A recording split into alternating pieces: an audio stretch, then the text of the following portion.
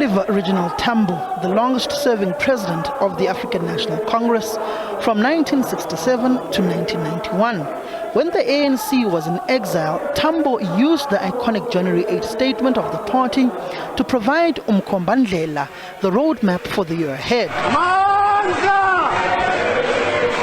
January 8, 1912, the birth date of the ANC, was the day Oliver Tambo addressed multitudes of party members on the political program of the party.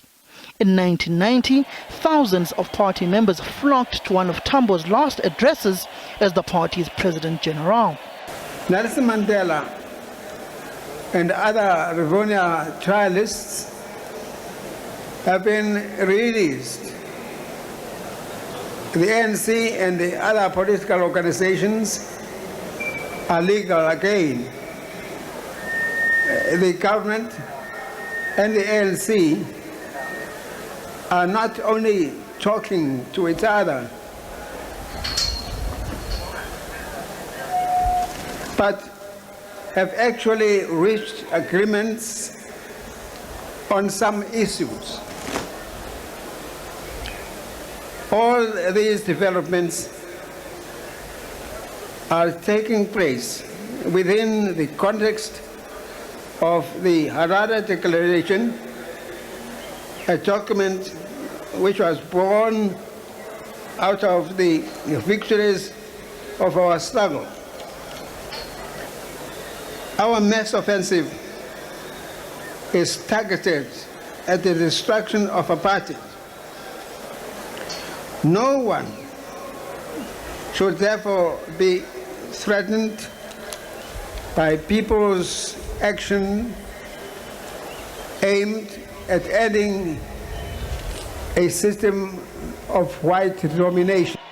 The historic ANC January statement over the years has lost its thrust and its politically captivating message due to the sins of incumbency.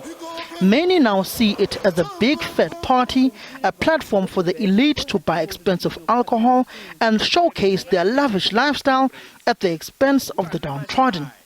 Factional battles and leadership contestations also feature prominently now. ANC Limpopo Provincial Chairperson Stanley Mathabata last year used the party's iconic event to declare their support for ANC President Ramaphosa. That is why, without fear of contradictions, Limpopo says Cyril Ramaphosa for the second term. What we are simply saying, comrades, is that when the curtain opens, that we should start campaigning for the leadership for the presidency of the African National Congress. There is absolutely no doubt that we as Limpopo are going to campaign for Cyril Ramaphosa. Former ANC President Thabo Mbeki, a man who also delivered the January 8 statement for decades, cautioned against party leaders falling into such a trap. He implored to the party to go back to basics of the inception of the January 8 statement by Tambo to address the needs, aspirations, and the challenges of the people. The reason it's a trap is because if we take that route,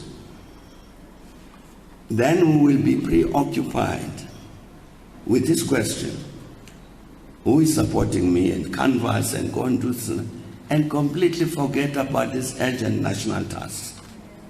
Preoccupied with this question, I want to be a leader. Time consuming, absorbing all your energies.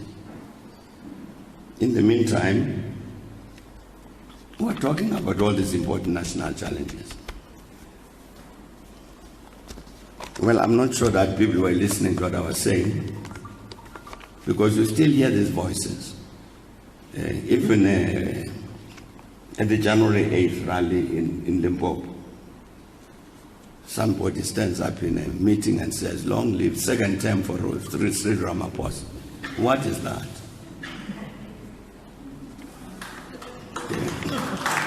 So, but I'm saying, comrades, you see these major national tasks. I cited this matter about murder.